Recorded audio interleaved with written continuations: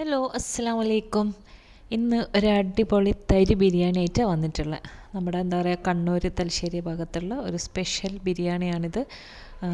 ഉപ്മാവെല്ലാം പോലെ തന്നെ വളരെ സിമ്പിളാണ് ഉണ്ടാക്കാനും, നല്ല ടേസ്റ്റാണ്. അപ്പോൾ ഇത് ആദ്യം അതിന് വേണ്ടിയിട്ട് ഒരു ചിക്കൻ കറി ഉണ്ടാക്കണം. അപ്പോൾ കറിയിലാണ് നമ്മൾ എന്താ പറയുക തരി വേവിക്കുന്നത്. അപ്പോൾ അതിനായിട്ട് ഞാൻ 1/2 കിലോ ചിക്കൻ എടുത്തിട്ടുണ്ട്.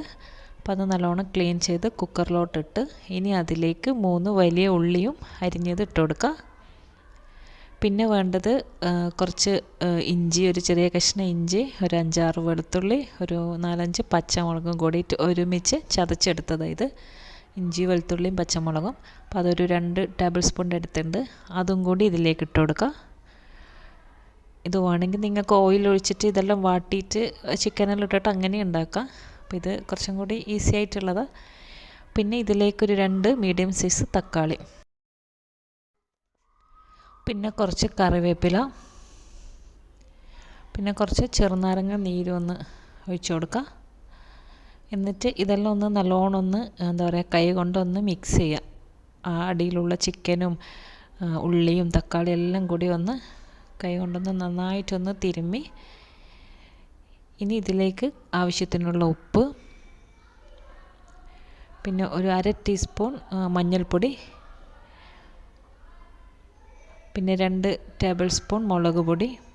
ഞാനിപ്പോൾ ഈസ്റ്റേൺ എന്താ പറയുക കാശ്മീരി ചില്ലി എടുത്തിട്ടുള്ള, അപ്പോൾ അത് അത്ര എരിവൊന്നും ഉണ്ടാവില്ല. പിന്നെ ഒരു 3 ടേബിൾ സ്പൂൺ മല്ലിപ്പൊടി. നമ്മളൊരു നോർമൽ എന്താ പറയുക ചിക്കൻ കറി ഉണ്ടാക്കുന്നില്ല ഒരു സാധാരണ, അതുപോലെ തന്നെ. പിന്നെ 1 ടീസ്പൂൺ ഗരം മസാല, പിന്നെ ചിക്കൻ മസാല ഉണ്ടെങ്കിൽ അതും കൂടി ഒരു 1/2 ടേബിൾ സ്പൂൺ ഇട്ട് കൊടുത്തിട്ടുണ്ട്. പിന്നെ കുറച്ച് കുരുമുളക് പൊടി ഒരു 1/2 ടീസ്പൂൺ. എന്നിട്ട് ഇത് വീണ്ടും എല്ലാ ഈ പൊടികളും ഉള്ളിയും ചിക്കനും എല്ലാം കൂടി ഒന്ന് നല്ലോണം കൈകൊണ്ട് തിരുമ്മി ഒന്ന് മിക്സ് ചെയ്യുക. എല്ലായിടത്തും ഈ പൊടിയും എന്താ പറയുക മസാലയെല്ലാം എത്തണം. നന്നായിട്ടൊന്ന് മിക്സ് ചെയ്തതിന് ശേഷം കുറച്ച് വെള്ളം ഒഴിച്ചിട്ട് കുക്കർ അടച്ച് വെച്ചിട്ട് വേവിക്കുക. വെള്ളം ഇനി ഇത്തിരി കൂടിപ്പോയാലൊന്നും കുഴപ്പമില്ല. ഞാനിപ്പം കുറച്ചൊന്ന് ഓയിലും കൂടി ഇതിലേക്ക് ഒഴിച്ച് കൊടുത്തിട്ടുണ്ട്. ഇനി വെള്ളം കൂടിയാലും കുഴപ്പമില്ല. നമ്മൾ ഈ വെള്ളത്തിലാണ് ഇറച്ചിക്കറിൻ്റെ ഈ ഒരു എന്താ പറയുക ചിക്കൻ സ്റ്റോക്കിലാണ് തരി കുക്ക് ചെയ്യുന്നതും. അതുകൊണ്ട് ഇതാ വെള്ളം ഒഴിച്ച് ഇനി ഇതൊന്ന് അടച്ച് വെച്ചിട്ടൊന്ന് വേവിക്കാം.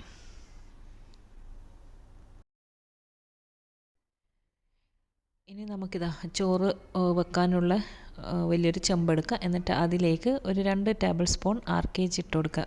ഗീ ഉണ്ടല്ലോ. ഇനി തരി ഒന്ന് വറുത്തെടുക്കണം. ഞാനിപ്പോൾ ഒരു 2 കപ്പ് തരി എടുത്തിട്ടുണ്ട്. ഇപ്പോൾ ഈ കപ്പ് കണ്ടില്ല, ഒരളവിലാണ് ഞാൻ എടുത്തിട്ടുള്ളത്. എന്നിട്ട് ഇത് എത്ര വറുത്ത തരി ആണെങ്കിലും നമ്മൾ നെയ്യിലൊന്ന് ഇതൊന്ന് ജസ്റ്റ് ഒന്ന് ചൂടാക്കുക.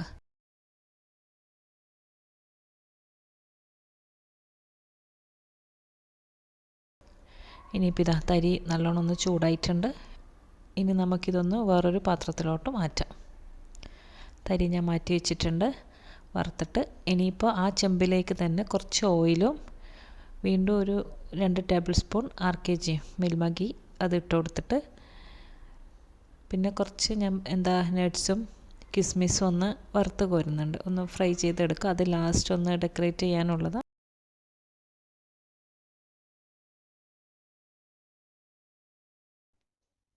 ഇത് നിർബന്ധമൊന്നുമില്ല. ഞാൻ പിന്നെ ലാസ്റ്റ് എന്താ പറയുക വീഡിയോയിൽ എടുക്കുമ്പോൾ കുറച്ച് കാണാൻ മുഞ്ചിന് വേണ്ടി മാത്രം ഒന്ന് ഫ്രൈ ചെയ്തെടുക്കുന്നത്. നിങ്ങൾക്ക് ആവശ്യമുണ്ടെങ്കിൽ മാത്രം ചെയ്താൽ മതി. അങ്ങനെ ഇത് രണ്ടും വറുത്ത് കോരി മാറ്റി വെക്കുന്നുണ്ട്.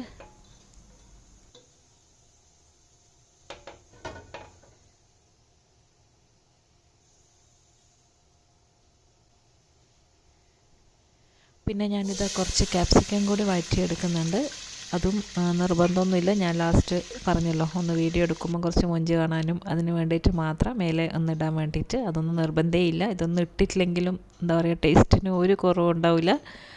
അപ്പോൾ ഇതിങ്ങനെ ഓയിലൊന്ന് ജസ്റ്റ് ഒന്ന് വഴറ്റിയെടുക്കുക. കുറേ നേരം ഇട്ട് വഴറ്റാൻ നിൽക്കണ്ട. അപ്പോൾ ഈ 3 കളറും വേണമെന്നില്ല. എന്തെങ്കിലും ഒരു കളറായാലും ഒരു കളർ ക്യാപ്സിക്കായാലും കുഴപ്പമില്ല. പിന്നെ അതെല്ലാം വറുത്ത് എല്ലാം ഫ്രൈ ചെയ്ത് മാറ്റി വെച്ചിട്ടുണ്ട്. ഇനി ഇതിലേക്ക് ഒരു ബേ ലീഫ്, 2 ഗ്രാമ്പു, 3 ഏലക്കായ്, ഒരു ചെറിയ കഷ്ണം പട്ട, ഇതും കൂടി ഇട്ടിട്ട് നമ്മൾ നേരത്തെ വേവിച്ച് വെച്ചിട്ടുള്ള ചിക്കൻ്റെ വെള്ളം ഉണ്ടല്ലോ, ചിക്കൻ സ്റ്റോക്ക്, അത് ഇതിലേക്ക് ഒഴിച്ചു കൊടുക്കുക. അപ്പോൾ ഒഴിക്കുന്നതിന് മുമ്പ് ഞാൻ അതൊന്ന് അളന്നെടുത്തിട്ടുണ്ട്. ചിക്കൻ മാറ്റി വെച്ചിട്ട് അതിൻ്റെ സ്റ്റോക്ക് മാത്രം 2 കപ്പ് ഉണ്ടായിന്. അതിൻ്റെ കൂടെ ഒരു എക്സ്ട്രാ 1 കപ്പും കൂടി വെള്ളം ഞാൻ ഇതിൽ ആഡ് ചെയ്ത് കൊടുത്തിട്ടുണ്ട്. അങ്ങനെ ടോട്ടൽ 3 കപ്പ് വെള്ളമാണ് ഉള്ളത്. ഞാൻ 2 കപ്പ് തരിയല്ല എടുത്തത്. നേരത്തെ ആ കപ്പ് കണ്ടില്ലേ, ആ കപ്പിൽ തന്നെയാണ് ഇത് അളന്നതും. 2 കപ്പ് തരിക്ക് 3 കപ്പ് കറക്റ്റ് വെള്ളം, അതിൽ കൂടുതലൊന്നും വേണ്ട. അങ്ങനെ 2 കപ്പ് സ്റ്റോക്കും 1 കപ്പ് വെള്ളം കൂടിയിട്ട് 3 കപ്പ് ഒഴിച്ചിട്ടുണ്ട്. ഇനി അതിലോട്ട് ഒരു ഹാഫ് ലെമൺ ഒന്ന് പിഴിഞ്ഞൊഴിക്കുക. പിന്നെ ഉപ്പ് നോക്കിയിട്ട് ഇട്ട് കൊടുക്കുക. നമ്മൾ ഓൾറെഡി കറിയിലെല്ലാം ഉപ്പിട്ടതല്ലേ. ഇനി അതൊന്ന് തിളച്ച് വരുമ്പോൾ കുറച്ച് മല്ലിയിലയും കൂടി ഇട്ടിട്ട് തീ ഒന്ന് കുറച്ച് വെച്ചതിന് ശേഷം നമ്മൾ തരി ഇട്ട് കൊടുക്കുക. അപ്പോൾ തരി ഇങ്ങനെ കുറേശ്ശെ ഇട്ടിട്ട് ഇങ്ങനെ ഇളക്കിക്കൊണ്ടിരിക്കുക. ശരിക്കും നമ്മൾ ഈ അരിയൊന്നും ഇടുന്ന പോലെയല്ല, തരി ഇടുമ്പോൾ നമുക്ക് എപ്പോഴും ഒരു ടെൻഷനാണ്, വെള്ളം കൂടിയോ കുറഞ്ഞോ എല്ലാം കൂടി കട്ട പിടിക്കുകയോ അങ്ങനെ ഒരു ഇതുണ്ടാവും. അപ്പോൾ ഇതിങ്ങനെ കുറച്ച് ഇട്ടിട്ട് ഒന്ന് ഇളക്കിക്കൊണ്ടിരിക്കുക. അങ്ങനെ ഇതാ ഞാൻ തരി ഫുൾ ഇതിലോട്ട് ഇട്ട് എല്ലാം ഒന്ന് നല്ലോണം ഒന്ന് ഇളക്കി മിക്സ് ചെയ്ത് ഉപ്പെല്ലാം ഉണ്ടോയെന്ന് നമ്മളാദ്യം നോക്കിയല്ലോ, തരി ഇടുന്നതിന് മുമ്പ് തന്നെ ഉപ്പുണ്ടോ നോക്കാം. എന്നിട്ടെല്ലാം കുറച്ച് നേരം ഒന്ന് ഇളക്കി മിക്സ് ചെയ്തിട്ട് ചെറിയ തീയിൽ ഇതൊന്ന് അടച്ചു വെക്കാം.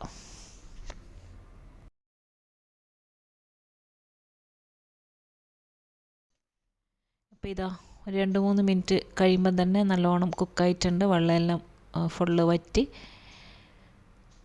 ഇത് കറക്റ്റ് അളവാണ് ഈ വെള്ളത്തിൻ്റെ. ഇനി ഇതിലേക്ക് നമ്മൾ മാറ്റി വെച്ചിട്ടുള്ള ചിക്കൻ ഉണ്ടല്ലോ, അതിട്ട് കൊടുക്കാം.